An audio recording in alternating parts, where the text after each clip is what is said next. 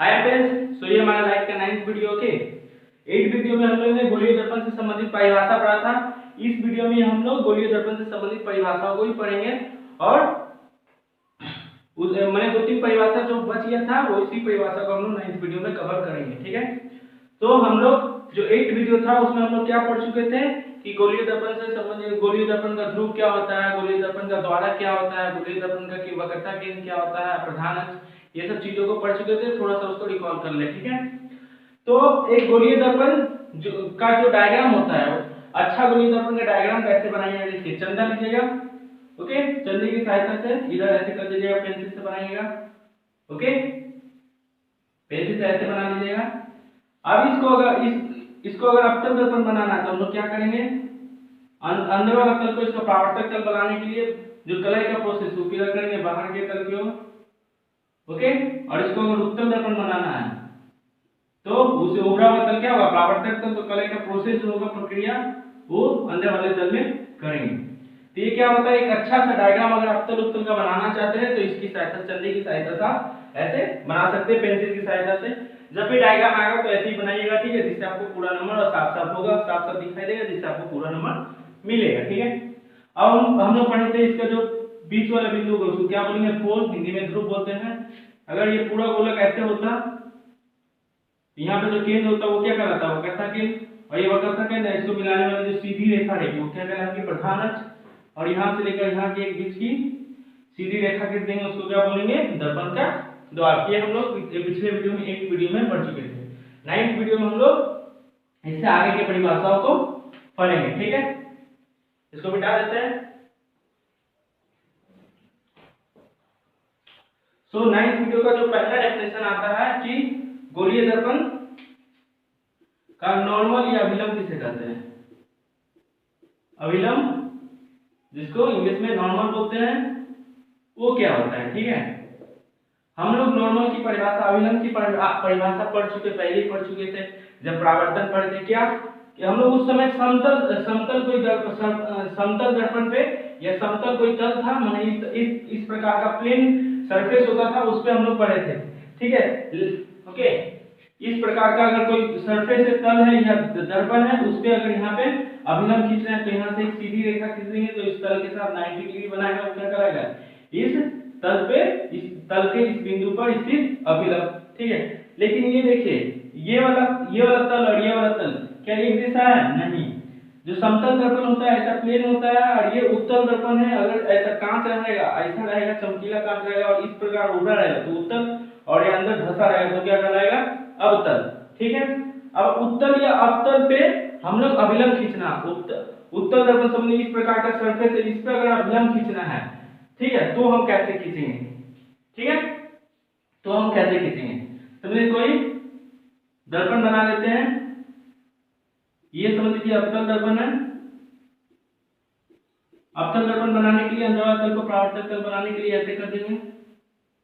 ठीक है, इधर हम लोग उत्तल बना लेते हैं। ओके, उत्तल बनाने के लिए उभरा हुआ तल को परावर्तक तल ऐसे ऐसे कर लेंगे। आप लोग चंदे की सहायता से बनाइएगा। ठीक है, सही बनेगा और अच्छा बनेगा, देखने में भी सुंदर लगेगा। ठीक है, अब ये इसका पोल होगा, ये वक्रता केंद्र होगा सी, ये प्रधान अक्ष, इसका पोल वक्रता केंद्र, जिसी को वक्रता केंद्र, और ये वाला क्या होगा, प्रधान अक्ष। समझ लीजिए ये गोलीय दर्पण है, ये भी एक गोलीय दर्पण है, ये अवतल दर्पण है और ये उत्तल दर्पण है। इसके इस बिंदु पर, इसके इस बिंदु पे, ये बिंदु है या इसके कहीं पे भी, समझ लीजिए कोई बी बिंदु है, कोई बी बिंदु है, इस बिंदु पर अगर अभिलंब खींचना, क्या खींचना है, अभिलंब, तो इस बिंदु, ये बिंदु और जिस बिंदु पर अभिलंब खींचना, उस बिंदु और ये जो वक्रता केंद्र, इसको मिलाते हुए एक सीधी रेखा खींच लेंगे। समझ में आया, बी बिंदु पे अवतल या उत्तल किसी भी दर्पण के किसी भी बिंदु पर अभिलंब खींचना है तो उस बिंदु और ये वक्रता केंद्र, इन दोनों को मिलाने वाली जो सीधी रेखा रहेगी वो क्या कहलाएगी, इस गोलीय दर्पण के ए बिंदु पर स्थित अभिलंब, इस गोलीय दर्पण के बी बिंदु पर स्थित अभिलंब। समझ में, अभिलंब किसे कहता है, गोलीय दर्पण के किसी भी बिंदु पर स्थित अभिलंब, उस बिंदु और ये वक्रता केंद्र, गोलीय दर्पण का वक्रता केंद्र को मिलाने वाली सीधी रेखा को कहते हैं। तो यहाँ AC क्या हुआ, इस बी बिंदु पर स्थित अभिलंब हुआ। यहाँ जो ये CB, ये क्या है, इस बी बिंदु पर स्थित अभिलंब हुआ, ए बिंदु पर स्थित अभिलंब हुआ और ये बी बिंदु पर स्थित अभिलंब हुआ। तो अभिलंब की परिभाषा क्या हुआ? गोलीय दर्पण के किसी बिंदु पर स्थित अभिलंब उस बिंदु और वक्रता केंद्र को मिलाने वाली सीधी रेखा को कहते हैं। समझ में आया? गोलीय दर्पण के किसी बिंदु पर, चाहे वो ए हो या बी हो, किसी बिंदु पर भी अगर अभिलंब खींचना है तो उस बिंदु और वक्रता के इसको मिलाने वाली जो सीधी रेखा रहेगी एसी क्या कहलाएगा? अभिलंब कहलाएगा। किस बिंदु पर? ए बिंदु पर। यहाँ जो ये बीसी है ये क्या कहलाएगा? अभिलंब कहलाएगा। किस बिंदु पर स्थित है? लेकिन बी बिंदु पर। ठीक है, समझ में आया? तो समझ लीजिए ये पोल है, ये क्या है? पोल। ये पोल है। अगर पोल पे एक अभिलंब खींचना है तो पोल और वक्रता केंद्र को मिलाने वाली जैसी रेखा रहेगी, ये सीधी रेखा पोल और वक्रता केंद्र को मिलाएगी। एक सीधी रेखा जो पोल और वक्रता केंद्र को मिलाएगी उसे क्या कहेंगे? पी बिंदु पर स्थित अभिलंब। ये जो प्रधान अक्ष भी वो क्या करता है? पोल और वक्रता केंद्र को ही मिलाने का कार्य करता है। तो प्रधान अक्ष भी क्या हुआ? एक अभिलंब हुआ। किस बिंदु पर? ये पी बिंदु पर। लिख सकते हैं, आप नोट डाल के लिख सकते हैं क्या कि प्रधान अक्ष गोलीय दर्पण के पी मीन्स पोल पी बिंदु पर स्थित अभिलंब है। अभिलंब किससे कहते हैं? जिस बिंदु पर अभिलंब खींचना उस बिंदु और ये केंद्र को मिलाने वाली सीधी रेखा रहेगी। तो ये प्रधान अक्ष भी क्या करता है? इस पोल और इस सी को मिलाता है। तो प्रधान अक्ष भी एक अभिलंब है, लेकिन किस बिंदु पर? ये पी बिंदु पर।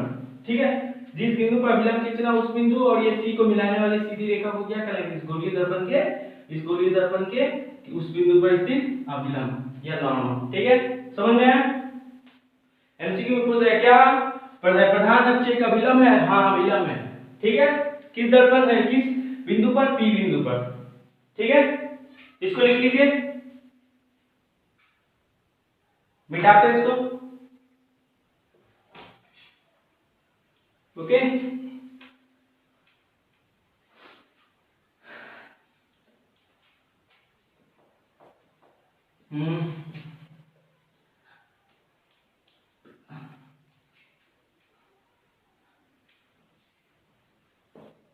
अब दूसरा परिभाषा की ओर बढ़ते हैं। ठीक है, दूसरा परिभाषा क्या है?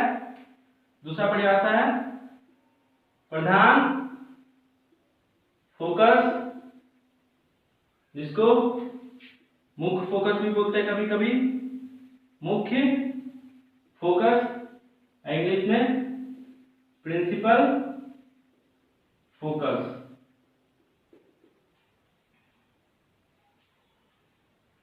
ओके, प्रधान फोकस, मुख्य फोकस या प्रिंसिपल फोकस किसे कहते हैं? तो इसके लिए एक डायग्राम बनाते हैं पहले इस साइड में। समझिए, मेरा अवतल दर्पण बनाना है। इसको क्या, कौन सा दर्पण बनाना है? पहले अवतल दर्पण में समझते फिर उत्तल में समझेंगे। अवतल दर्पण में बनाना है तो क्या सब कुछ जो जानते हैं, ये प्रधान अक्ष, ये पोल, अंदर वाला तल परावर्तक तल होगा। ऐसे ऐसे कर दीजिए, करेगा प्रोसेस। ये क्या है मेरा प्रधान, ये क्या है मेरा अवतल दर्पण है बड़ा सा, और ये क्या है? प्रधान अक्ष। ये वक्रता केंद्र है, ये वक्रता केंद्र और ये पोल है, और ये इन दोनों को मिलाने वाली जो सीधी रेखा रहेगी वो क्या कहलाएगी? प्रधान अक्ष या पी बिंदु पर स्थित अभिलंब। बस इतना पता है। ठीक है, अब चलिए यहाँ पे कोई मोमबत्ती जला लीजिए। यहाँ पे कोई मोमबत्ती जला दिए, ये यहाँ पे कोई लाइट रखे, कोई भी दीप्तिमान प्रकाश का स्रोत रखे जिससे प्रकाश निकलेगा। तो मोमबत्ती रख लीजिए, आप लेजर लाइट भी रख सकते हैं। ठीक है, ये अंदर वाला तल क्या है? परावर्तक तल। अवतल दर्पण में अंदर वाला तल क्या होगा? परावर्तक तल। अंदर वाला तल परावर्तक तल में अंदर वाला तल चमकीला होगा। जैसे समतल दर्पण में एक तरफ चमकीला होता है अवतल दर्पण में अंदर वाला जो तल होगा, सरफेस होगा, क्या होगा, चमकीला होगा। आप लोग पहले इसका ड्राइंग देख चुके हैं, मैं इसका चित्र पहले दिखा चुका हूँ, ठीक है। अब देखिए इससे बहुत सारी लाइट निकलेगा, इधर जाएगा, इधर जाएगा, इधर जाएगा। कुछ लाइट जो जाएगा इस प्रधान अक्ष के समानांतर जाएगा, कुछ इससे निकल मोमबत्ती से निकलने वाला कुछ प्रकाश इस प्रधान अक्ष से क्या जाएगा, समानांतर जाएगा। समानांतर जाते ही ये चमकीला तल है, चमकीला तल पे परावर्तन होगा, ये परावर्तक तल है, तो परावर्तन होगा, परावर्तन होने में प्रकाश की किरण इधर मुड़ जाएगी, इधर क्या होगी, मुड़ जाएगी। ये ब्लैक वाला लाइन क्या है, प्रधान अक्ष, और ये यहाँ से प्रकाश गया, यहाँ से टकरा के इधर मुड़ गया। मुड़ते समय ये प्रधान अक्ष को जहाँ पर ये जो प्रकाश की किरण है, ये जो प्रधान अक्ष जहाँ मिलती है, उसे क्या कहते हैं, फोकस, एफ से दिखाते हैं। क्या कहते हैं, फोकस, हाँ एफ से दिखाते हैं। क्या होती है, प्रकाश की किरणें प्रधान अक्ष से मिलती है, समझ में आया। ये तल है, इस तल से टकरा, यहाँ से प्रकाश गया, इस तल से टकराने के बाद वापस इधर लौट रहा था, तो लौटते समय ये जो काल्पनिक रेखा मानते हैं, समझिए किसी रेखा यहाँ पे ये जो रेखा है, ब्लैक वाला रेखा मेरा प्रधान अक्ष, ठीक है, उसके किसी एक बिंदु पर आकर वापस में आके मिल जाता है। समझ लीजिए यहाँ से गया प्रकाश के लिए प्रधान अक्ष है, यहाँ से गया, यहाँ से टकराएगा चमकीला, तो यहाँ से लौटते समय यहाँ पे आके दोनों एक दूसरे से मिल गया, मिलते हुए आगे बढ़ा। ये जो बिंदु है जहाँ पे ये प्रकाश की किरण, ये आपतित प्रकाश किरण, यहाँ परावर्तन होगा, ये परावर्तित प्रकाश किरण, जहाँ ये परावर्तित प्रकाश किरण और ये प्रधान अक्ष जहाँ पे आके मिलता है, उसी को क्या बोलते हैं, फोकस, जिसको कैपिटल एफ से दिखाते हैं। समझ में आया, फोकस किसे कहते हैं, अवतल दर्पण का फोकस। परावर्तन के बाद प्रकाश की ये इससे समानांतर जाएगा। समानांतर बोलने का मतलब क्या है, वे सारी प्रकाश किरणें जो इस प्रधान अक्ष से समानांतर हो, समानांतर मींस दोनों के बीच की जो दूरी रहेगा हमेशा रहेगा एक जैसा। इन दोनों को समानांतर नहीं बोलेंगे, क्योंकि यहाँ जो दूरी है, यहाँ जो दूरी है वो एक समान नहीं है। जो रेल की पटरियां होती है उन दोनों के बीच की दूरी क्या होती है, हमेशा एक जैसी होती है, हमेशा एक समान रहेगी। तो उन दोनों को रेल की दो पटरियां आपस में क्या होती है, समानांतर। उसी प्रकार इस प्रधान अक्ष के समानांतर जाती प्रकाश की किरणें प्रधान अक्ष के समानांतर, यहाँ अगर 2 सेंटीमीटर का दूरी है तो यहाँ भी इन दोनों के बीच 2 सेंटीमीटर का ही दूरी रहेगा। दूरी हमेशा एक जैसा रहेगा, यहाँ सब जगह क्या रहेगा, इन दोनों के बीच की दूरी एक जैसा रहेगी, तभी इसको क्या बोलेंगे, समानांतर। समानांतर प्रकाश किरण, समानांतर प्रकाश किरण दर्पण से परावर्तन के बाद प्रधान अक्ष को जहां काटती है, या प्रधान अक्ष और ये परावर्तित प्रकाश किरण जहां मिलती है, उसको क्या कहते हैं, अवतल दर्पण का फोकस। समझ में आया। अब समझिए उत्तल दर्पण का। उत्तल दर्पण के केस में क्या होता है, इसको मिटा दें। उत्तल दर्पण, अगर उत्तल दर्पण बनाना हो, उत्तल दर्पण बनाना हो तो क्या करेंगे, ये पोल है, ये वक्रता केंद्र है, उबड़ा हुआ तल परावर्तक तल बीच ऐसे होगा, ठीक है।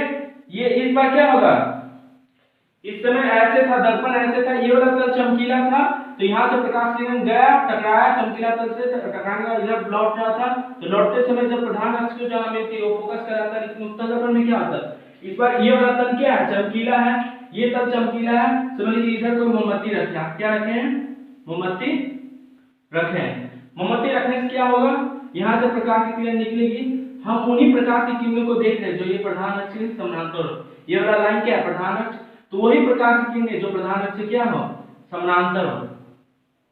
तो प्रधान अक्ष से समानांतर आएगी, ये चमकीला तल है, ये वाला तल है चमकीला, ऐसे प्रकाश आई, चमकीला तल से टकराने के बाद परावर्तन होगा, तो परावर्तन के बाद ये इधर लौट जाएगी, इधर तो आ नहीं पाएगा क्योंकि ये चमकीला तल से टकराने के बाद परावर्तन के बाद उधर लौट जाएगी।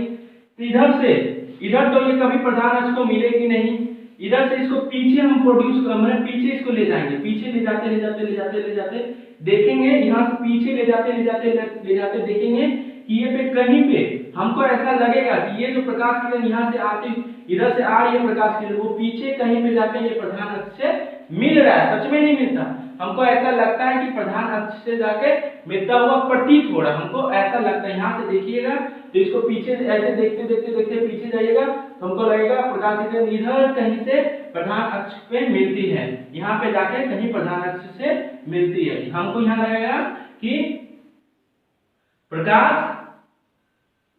किरण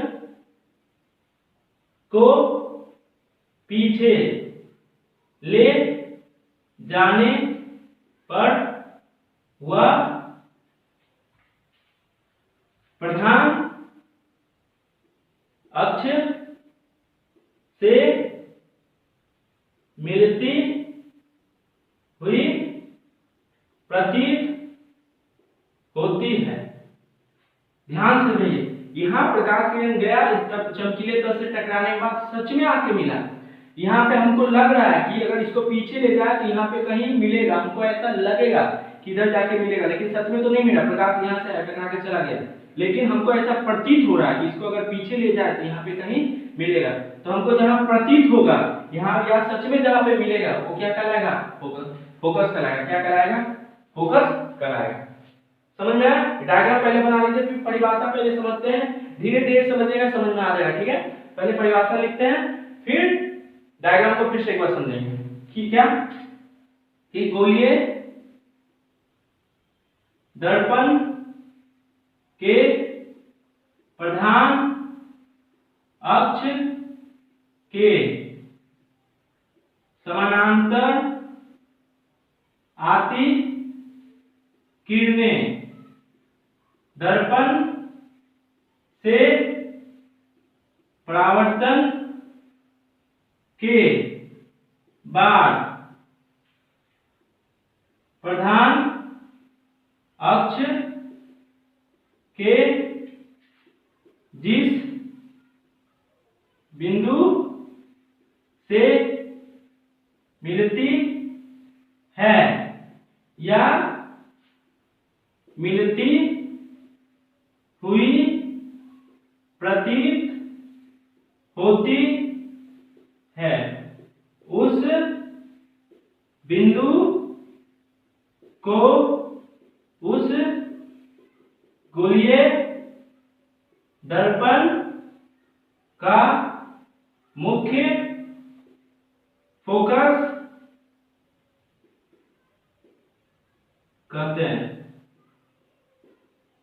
दोनों का मैंने डेफिनेशन एक ही साथ। गोलीय दर्पण के प्रधान अक्ष के समानांतर, गोलीय दर्पण के प्रधान अक्ष के समानांतर, ये जो प्रकाश किरण है और ये प्रधान अक्ष है, तो इसके समानांतर जाने वाली प्रकाश किरणें परावर्तन के बाद, यहाँ परावर्तन होगा, ये दर्पण है, चमकीला तल से टकरा प्रकाश किरण इधर लौट जाएगी, चमकीले तल से टकराने में प्रकाश किरण इधर, परावर्तन के बाद प्रधान अक्ष के जिस बिंदु पर, ये प्रधान अक्ष के इस बिंदु पे आके सच में मिल रहा है या मिलती हुई प्रतीत होती है। यहाँ पे हमको मिलता हुआ प्रतीत हो रहा है, यहाँ पे सच में मिल रहा है, यहाँ सच में मिल रहा है, या फिर यहाँ पे मिलता हुआ प्रतीत होगा, हमको ऐसा लगेगा इसको पीछे ले जाने पे यहाँ पे कहीं मिलेगा।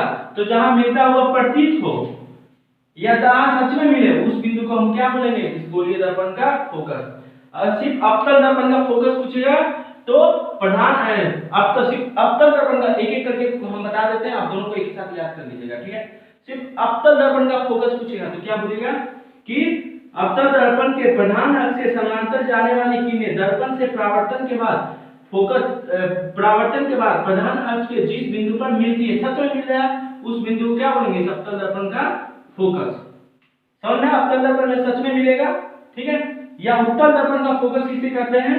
तो उत्तल दर्पण के प्रधान अक्ष के समानांतर जाने वाली किरणें दर्पण से परावर्तन के बाद जिस बिंदु पर हमको मिलती हुई प्रतीत हो रही है, प्रकाश की किरणें प्रधान अक्ष के जिस बिंदु से मिलती हुई प्रतीत हो रही है, उस बिंदु को हम लोग क्या बोलेंगे? इस उत्तल दर्पण का फोकस। समझ में आया? यहाँ पे हमको प्रतीत हो रहा है, यहाँ पे हमको मिलता हुआ प्रतीत हो रहा है, हम कल्पना करें कि इधर जाके ये प्रकाश की किरणें इधर कहीं पे जाके प्रकाश प्रधान अक्ष से मिलेगा, तो इसके फोकस को हम बोलते हैं काल्पनिक फोकस। काल्पनिक फोकस, यह इमेजिन किए, ठीक है, याद रखिएगा कि उत्तल दर्पण के फोकस को काल्पनिक फोकस भी बोलते हैं और इसको बोलते हैं वास्तविक फोकस। वास्तविक क्यों बोलते हैं? क्या? क्योंकि यहाँ प्रकाश की किरणें सच में मिलती हैं और यहाँ प्रकाश किरणें मिलती हुई प्रतीत हो रही, इधर पीछे कहीं मिलती हुई प्रतीत हो रही, इसीलिए इसको काल्पनिक, ऐसा हम कल्पना करें कि इधर पे कहीं मिलेगा और यहाँ सच में मिलती है, इसीलिए इसे वास्तविक फोकस और इसे काल्पनिक फोकस कहते हैं। ठीक है, लेकिन तभी होगा जब समानांतर प्रधान अक्ष से समानांतर प्रकाश की किरणें जाएगी, तब ये वाला सिचुएशन होगा। और जहां पे मिलेगा या जहां सच में मिलता हुआ प्रतीत होगा, उन दोनों बिंदुओं क्या बोलेंगे, गोलीय दर्पण का फोकस, मुख्य फोकस या प्रधान फोकस जो भी बोले। तो लिख लीजिए इसको अच्छे से, धीरे धीरे करके पढ़िएगा, याद हो जाएगा। ठीक है, नहीं तो आप अलग अलग भी लिख सकते हैं, दोनों के फोकस, इसके फोकस को अलग से परिभाषित कर सकते हैं, उसके फोकस को अलग से परिभाषित करके आप लिख सकते हैं। ठीक है, आपको अगर आपको एक ही साथ पढ़ने में कंफ्यूजन हो तो मिटा दें इसको।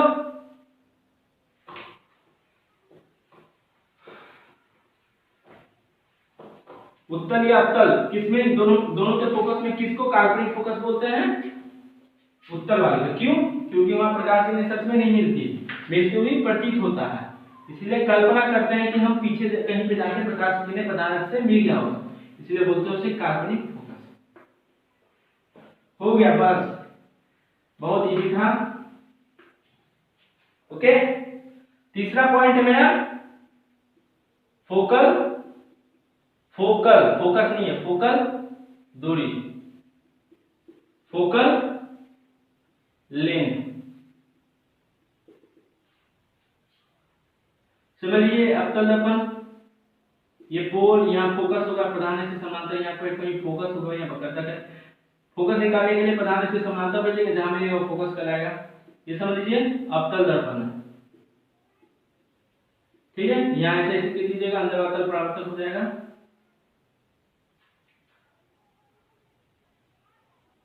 फोकस इस साइड होगा, परावर्तक तल के पीछे में फोकस बगता के और फोकस होगा। ठीक है, ये परावर्तक तल है, परावर्तक तल के पीछे ये दोनों है ना, ये है ना, ये परावर्तक, यहाँ अवतल दर्पण का फोकस परावर्तक तल के पीछे रहता है, इसका सामने रहता है। ठीक है, समझ में आया? तो फोकल दूरी किसे कहते हैं, फोकल दूरी मींस डिस्टेंस।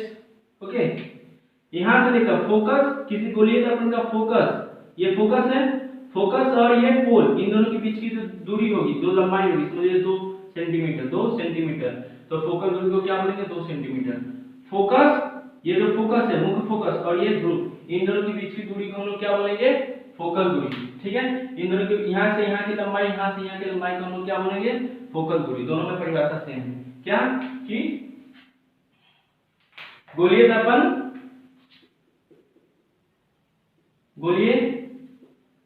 दर्पण के मुख्य फोकस और ध्रुव के बीच की दूरी को फोकल, 2 मार्क्स में डिफिनेशन पूछेगा डायग्राम के साथ, फोकल दूरी कहते हैं।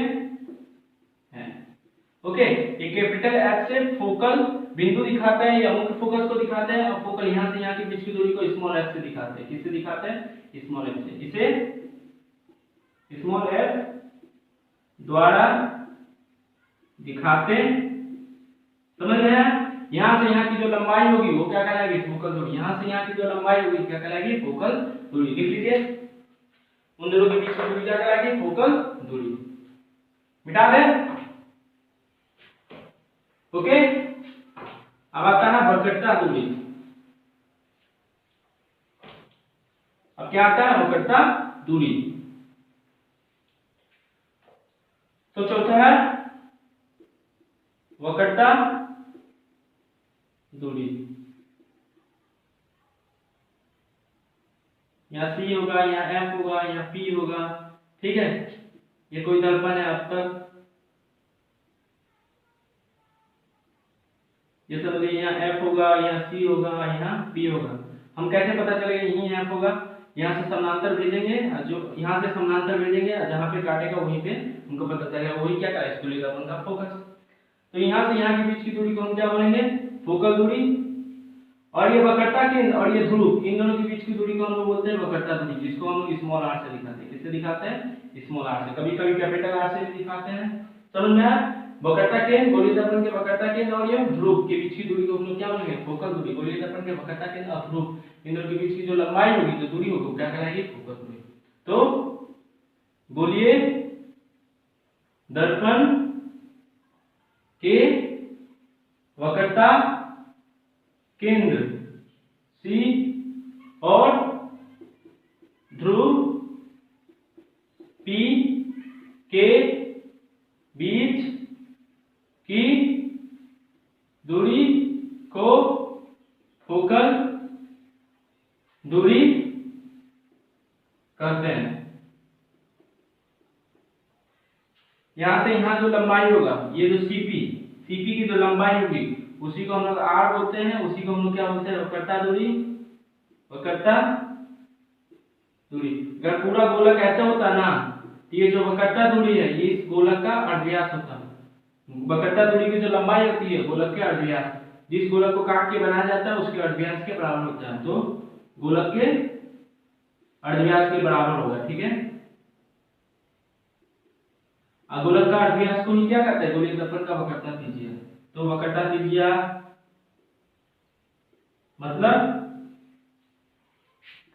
वक्रता दूरी अगर 2 है तो गोलक का अर्धव्यास भी 2 होगा, 2 सेंटीमीटर ही होगा, और वक्रता त्रिज्या भी क्या होगा, 2 सेंटीमीटर। तीनों चीजें एक ही है, लेकिन तीनों का अलग अलग ढंग से परिभाषित किया गया है।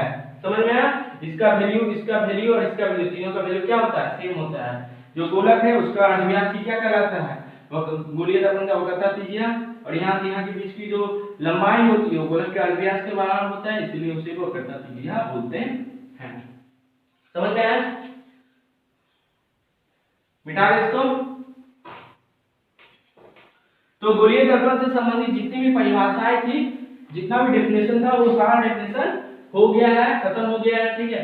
हर एक डेफिनेशन एग्जाम में 2 मार्क्स के क्वेश्चन में पूछे जाते हैं, ठीक है।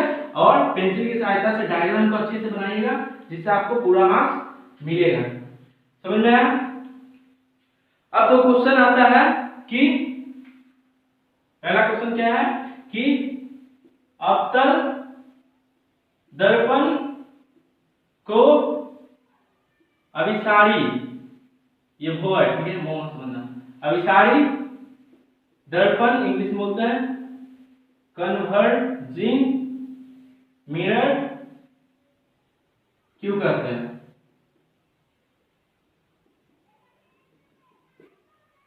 ठीक है, अवतल दर्पण को कन्वर्जिंग मिरर क्यों कहते हैं? क्यों? देखिए, समझिए, अवतल दर्पण है, यहाँ इसका क्या होगा, वक्रता है, यहाँ पोल, यहाँ से समझिए कोई एक ट्यूबलाइट जला दिया, कुछ भी ऐसा प्रकाश का स्रोत जला दिया जिससे प्रकाश की किरणें निकल रही है, वो सारी प्रकाश की इस प्रधान अक्ष क्या है, समानांतर। यहाँ से यहाँ की दूरी, यहाँ से यहाँ की दूरी हमेशा समान रहेगी, यहाँ से यहाँ की दूरी, यहाँ से यहाँ की दूरी हमेशा क्या रहेगी, समान रहेगी। दूरी क्या रहेगी, समान।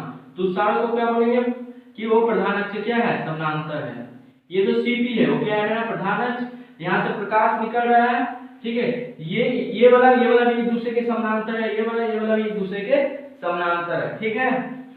अब समझ नहीं आया, समानांतर किसे कहते हैं, दो चीजों के बीच की दूरी अगर हमेशा एक समान, अगर इन दोनों के बीच की दूरी हमेशा एक समान रहेगी तो ये दोनों भी आपस में क्या होगा, समानांतर। अगर इन दोनों के बीच की दूरी भी हमेशा एक समान रहेगी तो ये दोनों भी आपस में क्या होगा, समानांतर। ये बहुत पास से है समानांतर है, ये थोड़ा दूर से है, लेकिन ये भी क्या है, समानांतर है। तो बहुत सारे प्रकाश की किरणें यहाँ से निकली, लेकिन और कैसी प्रकाश की किरणें, प्रधान अक्ष के समानांतर। ये समानांतर है, कैसी है, नांतर, समानांतर। तो ये समानांतर प्रकाश की किरणें दर्पण, यहाँ दर्पण से परावर्तन होगा, परावर्तन के बाद हमको पता है सारी प्रकाश की किरणें कहाँ मिलेगी, फोकस में मिलेगी, ठीक है। तो ये क्यों, कौन सा दर्पण, समझ लीजिए अवतल दर्पण है। कौन सा दर्पण है, अवतल दर्पण है। तो अवतल दर्पण के प्रधान अक्ष के समानांतर वाली सारी प्रकाश की किरणें, यहाँ से भी समानांतर आएगा, इधर से भी समानांतर, इधर से भी, जितनी भी अगर प्रधान अक्ष के समानांतर सारी प्रकाश की किरणें, ये दर्पण, ये चमकीला अंदर वाला तल चमकीला है, चमकीला तल से मिलने वाला साफ एक ही बिंदु पे आके मिलेगी, उस बिंदु को क्या बोलेंगे, फोकस। सब एक ही जगह आके क्या होगा, इकट्ठा होगा। तो ये प्रकाश की किरणों को एक जगह इकट्ठा करने का जो गुण है, इस गुण के कारण इसको क्या होता है, अभिसारी दर्पण भी कहते हैं। जितने भी समानांतर आएगी, प्रधान अक्ष के समानांतर आएगी, सारी प्रकाश की परावर्तन के बाद एक ही जगह पे इकट्ठा होगी, एक ही जगह पे इकट्ठा, यहाँ से भी जाएगा परावर्तन के बाद एक ही जगह पे इकट्ठा होगा। तो ये जो इकट्ठा करने का गुण है, प्रकाश की किरणों को एकत्रित करने का गुण है, इस गुण के कारण अवतल दर्पण को हम अभिसारी दर्पण भी कहते हैं। इसी के भी पूछ सकता है किस दर्पण को अभिसारी दर्पण कहते हैं, तो अवतल दर्पण को अभिसारी दर्पण कहते हैं। क्यों? क्या प्रधान अवतल दर्पण के प्रधान अक्ष के समानांतर आती सारी प्रकाश, ये पसीना लग गया है, बहुत गर्मी इसलिए लिखाई नहीं दे, ओके, सारी है, ठीक है, सारी प्रकाश किरणें दर्पण